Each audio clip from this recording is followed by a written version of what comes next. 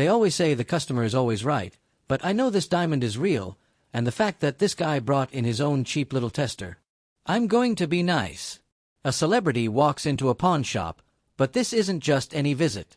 Rick is about to lose one of his most prized possessions before he even realizes it's gone. When big names step through those doors, the stakes skyrocket, and deals happen at lightning speed. From legendary guitars to championship rings, the game of high-stakes pawning is brutal, and not everyone walks out a winner. Tune in, because when Dana White sets his sights on Rick's treasured samurai sword, things take a shocking turn. Hollywood meets pawn. A man named Robert walks into the shop carrying a poster of Dennis Quaid playing Ronald Reagan. He's beaming, certain that this poster, signed by Quaid himself, is worth at least $350. Rick, of course, isn't about to just take his word for it. He's been in the game too long for that. But as Rick takes a closer look, his expression shifts, not with skepticism, but with something else entirely. Something that makes even Chum pause. Rick asks the golden question, is this signature real?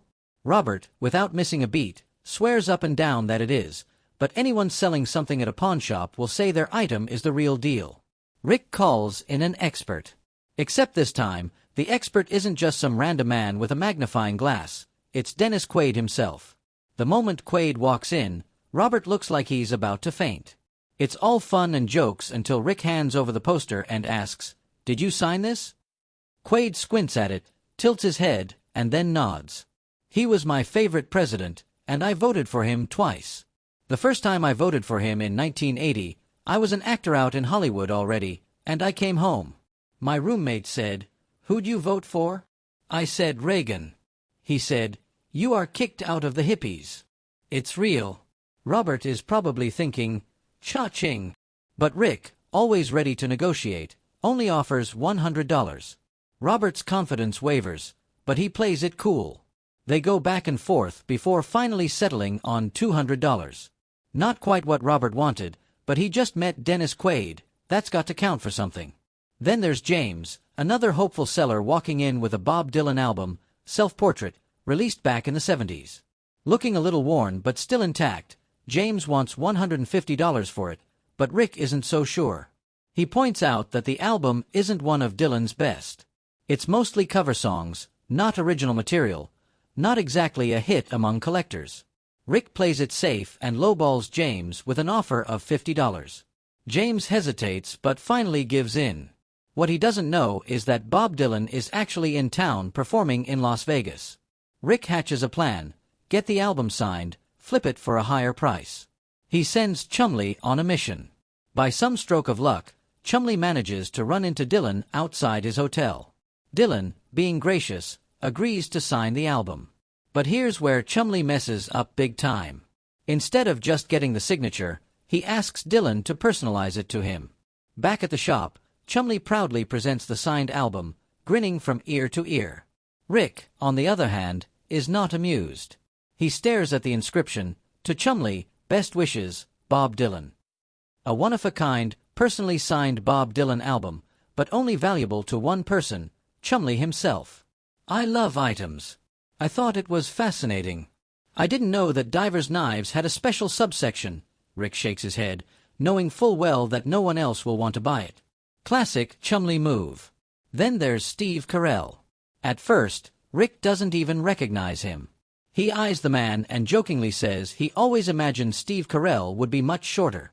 The man finally admits, "Yes, I am that Steve Carell." Carell, instead of selling something, gets interested in a World War II diver's knife. He picks it up, turns it around in his hands, and jokes that it looks more like a billy club. After some laughs, they start negotiating. Carell offers $4,000, which is much more than the original asking price of $2,500, but Rick, sensing an opportunity, pushes it up to $5,000. Carell, not backing down, raises his bid to $6,000. The game is on. In the end, though, Carell decides not to buy the knife. He's just browsing, enjoying the weird and wonderful world of pawn shop treasures. Still, Rick knows that in Las Vegas, you never know who you'll bump into. And then there's Dana White, the president of the Ultimate Fighting Championship, walking in ready to drop some serious cash. Chumlee, as always, lets something slip. Rick's prize samurai sword, which took 2 years to restore, is not for sale. That, of course, makes White want it even more. Chumley, sensing a big payday, tells him it's worth $40,000. White, without hesitation, offers $33,000, plus another batch of swords, for a total of $60,000. Before Rick even knows what's happening, the deal is done. Rick walks in a few minutes later and realizes his prized sword is gone, sold just like that. He's annoyed, but what can he do? The money's already in the register. At least he's got another sword to show White, hoping to sell it for $10,000. White, always the businessman, talks him down to $9,000. Another deal done. Then comes Mick Foley, the hardcore wrestling legend, coming in to authenticate a signed Mankind mask and a Dude Love t-shirt. Chumley, being the wrestling fanatic that he is, loses his mind. The seller, Scott, is hoping for $300 for the shirt and $200 for the mask. Foley confirms that they're legitimate, but Rick only offers $200 for both. I bought this a while ago for $8,500, and since then, I have not gotten any solid offers. So this might finally be the time to make some money on it. Scott, disappointed, decides to keep his treasures, meeting Foley in person. Priceless. Selling his items for a fraction of their worth? Not happening. And then there's the Def Leppard guitar. A stunning blonde woman walks in asking $10,000 for it. It's signed and painted by Phil Collen himself, making it a rare find. Rick, cautious as ever, calls in an expert, who turns out to be Phil Collen himself. Collen recognizes the guitar instantly. He even plays a few notes, proving it's still in top condition. The seller, confident as ever, sticks to her price. Rick, playing the long game, offers $8,800. After a bit of negotiating, they settle at $8,500. And finally, Katie Couric, the famous journalist, comes in eyeing a Mark Twain signature. Corey, not recognizing her at first, mistakes her for Katie Holmes, then Kate Winslet. Couric laughs it off, but she's got her eye on something big. Rick, knowing the value of the Twain signature, prices it at $220,000. Couric balks. She wasn't planning on spending that much. She counters with $112,000. Rick, never one to miss an opportunity, agrees, a fair deal with a nice profit on top. Rick barely has time to process the day's deals before the next unexpected item turns up, a guitar too illegal to sell. Imagine buying what you think is a regular desk, only to find out later it has a built-in gun. That's exactly what happened when someone picked up an old desk at an estate sale. Turns out this wasn't just any desk. Push down on the inkwell, and a bullet fires out through a hidden trapdoor. Now, before you start thinking this is some kind of ultimate home security feature, let's break it down. The gun itself wasn't exactly practical. It was small caliber, maybe a .22 short, and there was no barrel. That means the bullet didn't have much power behind it, more of a painful inconvenience than a real defense weapon. But here's where things got tricky. Firearms made before the late 1800s are considered antiques and don't require registration. However, no one knew exactly when this gun desk was made. If it was manufactured after 1898, then it's a problem. Rick had to bring in an expert just to figure out whether he could legally buy it. The verdict: the desk was too much of a gray area. The only way to sell it legally was to have a gunsmith deactivate the firing mechanism. Not exactly what you want to hear when you're trying to make a quick buck. Next up, a guitar that looked innocent enough until you realized it was made out of tortoise shell. That's right, back in the day, tortoise shell was used for all kinds of things: combs, sunglasses, guitar picks, but it was eventually banned because turtles are endangered. The seller had no idea whether it was legal to own or sell. The pawn shop had to call in an expert, and the answer wasn't great. Selling something made from real tortoise shell can land you in serious trouble. People have paid massive fines and even done jail time for selling these things illegally. The verdict: no way the shop was touching this thing, even if it was an item. It just wasn't worth the risk. Combs, sunglasses, guitar picks, all sorts of stuff.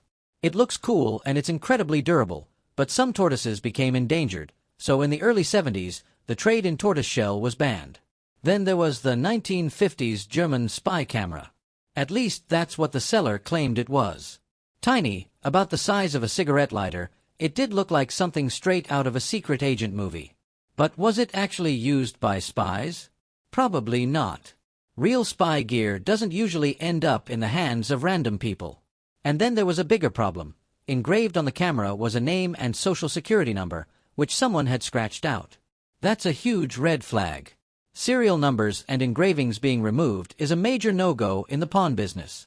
It could mean the item was stolen. At the end of the day, the shop couldn't take the risk. Whether it was a real spy camera or just an old-school gimmick, it wasn't worth getting in trouble over. Championship rings are always valuable, especially when they come from big-time college football teams. But this Penn State Orange Bowl ring from the 1970s had a major problem. The original engraving had been removed.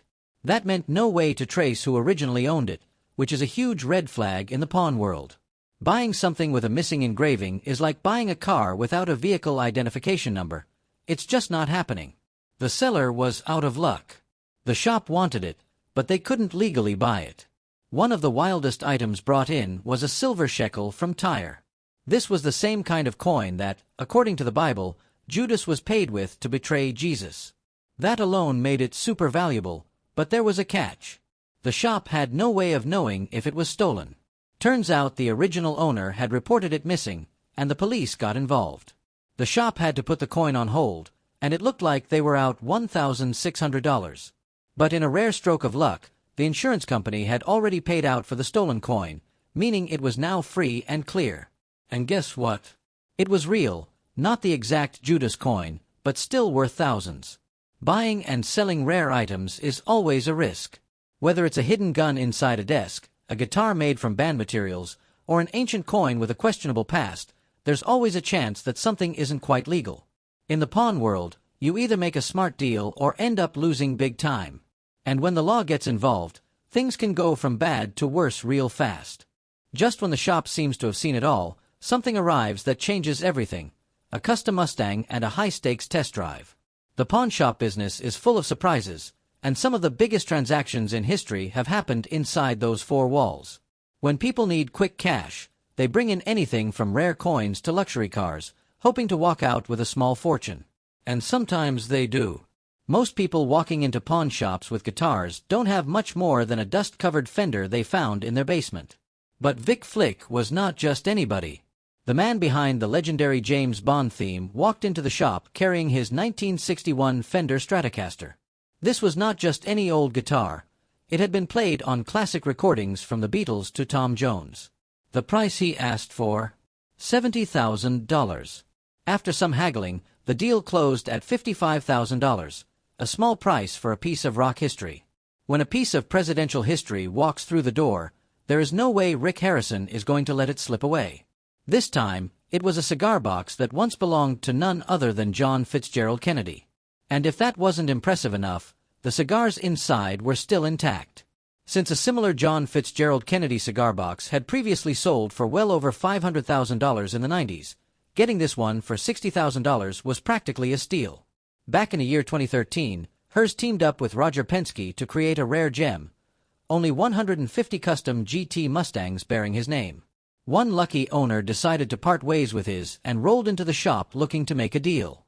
To prove it was the real deal, professional race car driver Joey Logano took it for a spin. The test drive must have been convincing because it sold for $60,000. Rick Harrison does not just wait for treasures to walk through the door. Sometimes he goes out looking for them. Concealed in all kinds of things: swords, canes, even cameras. I've seen desks with hidden gun compartments, but I've never seen a desk as a gun. It's something straight out of a James Bond movie. When a customer offered $70,000 for a 1915 Panama Pacific $50 gold coin, Rick flew to one of the largest coin auctions in the country to track one down. After some intense bidding, he landed the coin for $67,500, leaving with a solid profit. Rick found himself in a tough negotiation battle over a custom 1932 Ford Roadster with a sleek black paint job and a roaring 500 horsepower engine. This beauty was barely touched, having only 450 miles on it. After a back and forth that felt like a boxing match, they settled on $68,276. Not too bad. Imagine winning a coin in a poker game and finding out it's worth a small fortune. That's exactly what happened when a man walked in with a 1922 high-relief dollar. He thought it was rare and valuable, asking for $20,000. Turns out, he seriously underestimated it. After an expert took a look, the coin's value shot up to $80,000. Whoever lost that coin in poker probably regretted it forever. Vic Flick's guitar was impressive, but it was not the most expensive one to hit the shop. That honor goes to a 1941 Gibson SJ200 once owned by Stephen Stills of Crosby, Stills, and Nash. The seller even had the bill of sale signed by Stills himself. With proof like that, Rick was not going to let it slip away. After some bargaining, he pulled out $85,000, making it one of the biggest guitar buys in Pawn Stars history. If one legendary guitar wasn't enough, here was another, a Les Paul. The man who practically invented the electric guitar had a massive influence on rock music, cars, and apparently this thing is in great shape. But unfortunately, the seller knows it too, so we're going to have to talk him down a bit. His wife, Mary Ford, was also a music legend in her own right, so when a guitar of hers showed up at the shop, the price tag was bound to be high. The seller originally asked for a jaw-dropping $250,000. Rick worked his magic and got it down to $90,000, knowing it could be worth even more down the road.